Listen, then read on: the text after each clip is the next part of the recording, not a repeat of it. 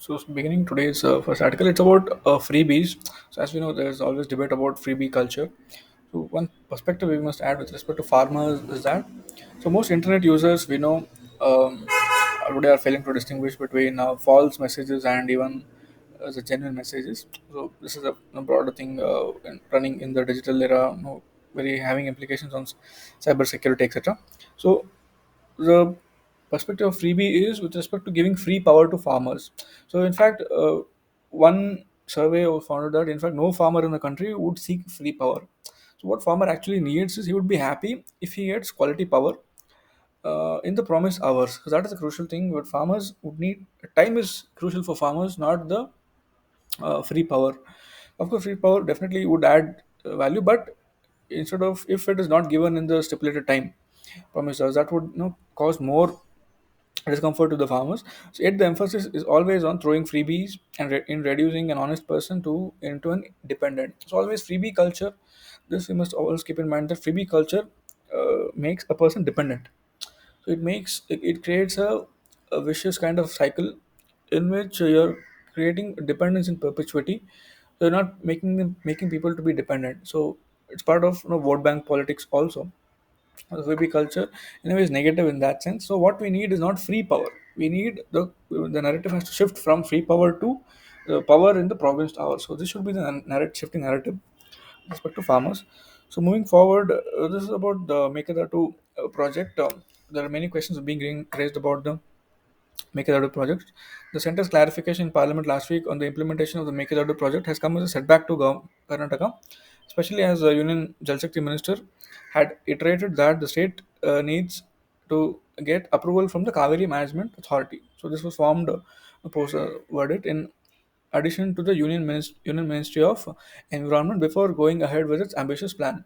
So this is a kind of setback to government, Karnataka government, which was hitherto mentioning that it would proceed with the Mekedatu project. Karnataka has also claimed that it would not be violating the 2018 Supreme Court verdict on sharing of Kaveri waters. So Tamil Nadu, however, is convinced. Tamil Nadu is convinced here that no, that the storage of 67 TMC feet of water in Mekedatu Dam would hinder the flow of surplus water into Kaveri. So this is Tamil Nadu's viewpoint. Significantly, in 2018 verdict, if we see the apex court had allotted 284 TMC feet of water, with Tamil Nadu getting 404 TMC feet roughly, and Kerala 30, Puducherry 7. So in other words, what this 2018 verdict had done was it had reduced it had improved upon the share of Kaveri dispute tribunal which had allocated to Karnataka. So it had increased around 14 TMC feet to Karnataka while it has reduced to Tamil Nadu. So there's a reason why it has increased and reduced. This links to the reason of geography. So court had deemed it appropriate to award additional quantities to Karnataka by including 10 CMC feet for groundwater. So this was groundwater because Karnataka largely being in the appearing largely being a plateau, so this concern was raised about groundwater availability in comparison to Tamil Nadu, who largely, has plain regions, etc. And then 4.7 TMC feet for Bengaluru's water needs.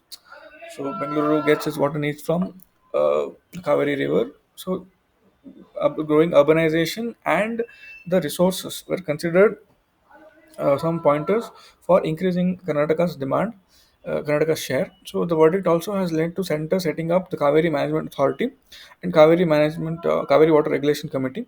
Serious impact on the environment is seen from this project, especially the Kaveri Wildlife Sanctuary is part of the region. A abundance of forest land would also cut off the wildlife and elephant migratory routes which are present in this region. So again, important from the political aspects, interstate river sharing disputes keep on coming up again and again. Make that is one dispute over the sharing of Kaveri water. So already, if here the point is when the Supreme Court has already decided a verdict and then a new dam is proposed on that river. So this is creating conflict where one side agrees that it will not hamper the verdict, other side is convinced that it will definitely hamper the verdict. So in such case, the center has clarified that it must take the Parliament's permission, approval of the Kaveri Water Management Authority. So this is important. Next, moving on, weakening the hands of looms. So as we know that Indian weakening the hands-on. No? In India, the culture of in Indian culture and tradition, weaving or handloom occupies a highly respectable position right from the civilization. So the fourth All India handloom census recently states that Assam has the highest concentration of handloom workers in India. So this is a key point. With respect to the handloom, traditional handloom, Assam has the highest concentration, and census also says that among all the among all total 72% are female and 87% are male. So again, the combination of rural as well as women dominating in the handloom sector is present.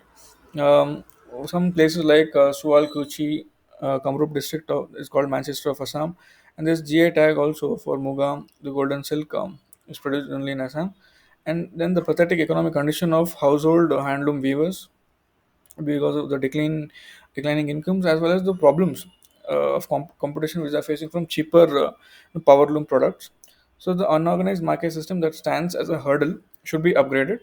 The priority should be given to emerging markets also.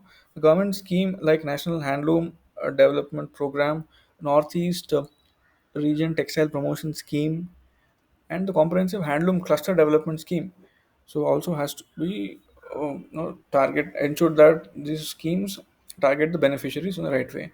The schemes include National Handloom Development Program, Northeast Region Textile Promotion Scheme, Comprehensive Handloom Cluster Development Scheme.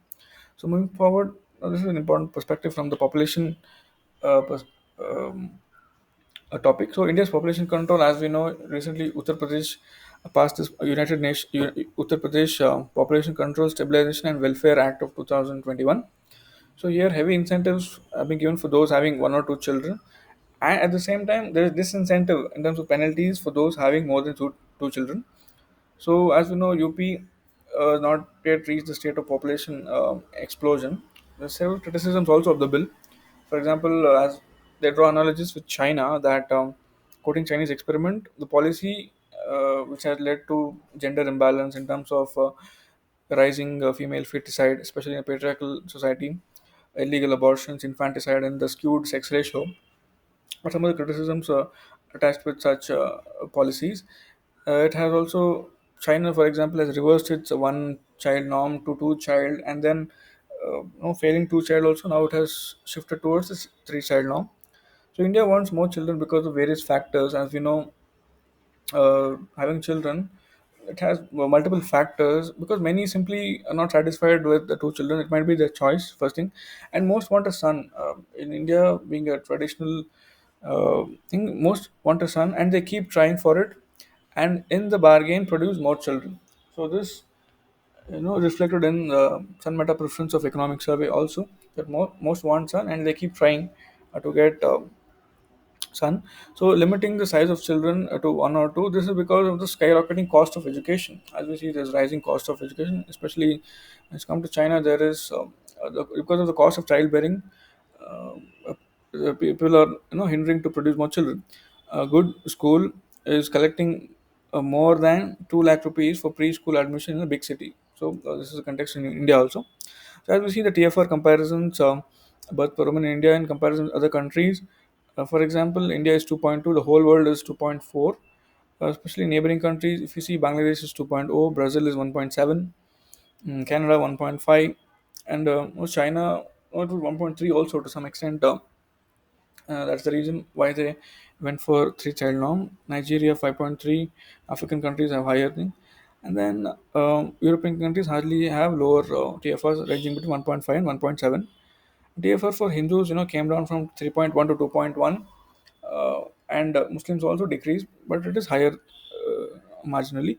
So, as per the World Bank FAO data, when you see in terms of territory, that is holdings in millions of square kilometer area, so India is 2.97, Bangladesh is 1.3, Brazil highest 8.3, 8.9, China 9.4.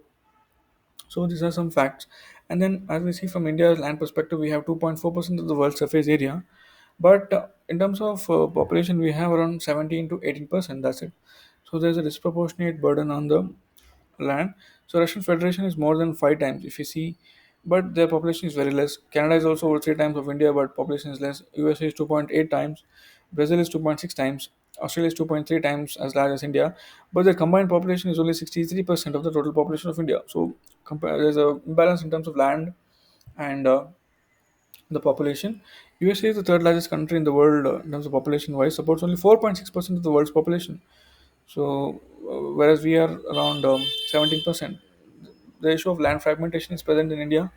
Many ill effects start with uneconomic farming. So, when there is land fragmentation, many diseconomies of scale set in terms of farming activities, availability of water.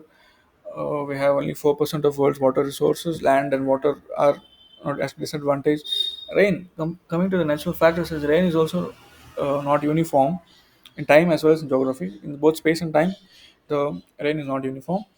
India is currently stores only 6% of its annual rainfall. So developed nations strategically store 75% of yearly rainfall in its arid river basins, which is a strategy. The why recently there is the catch the rain has been introduced. This is one irony with respect to developed and developing countries. And then India is not running out of water, whereas water is running out of India, as we are not able to capture the fresh water without extracting its full potential.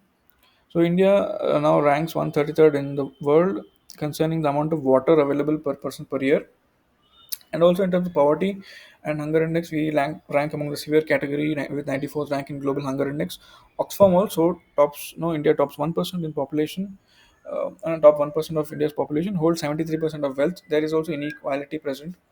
Well, India having 17% of the world's population had 20.6% of the world share of poor. So this is now stark irony that India has higher share of poor population in world compared to total population share. No, a critical irony. And then unemployment also, because the service-based industry, the service-led economy, has not been particularly employment intensive or labor intensive.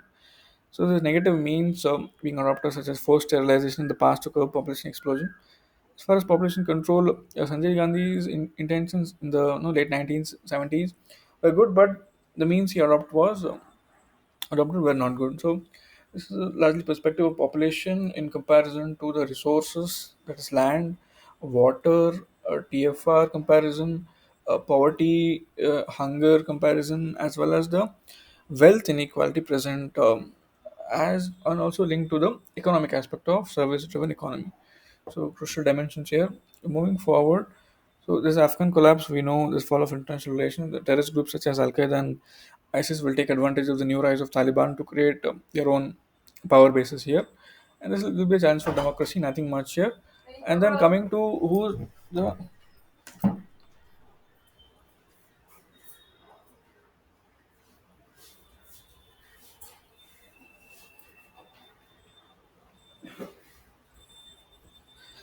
issue of who the Taliban, what is their credo?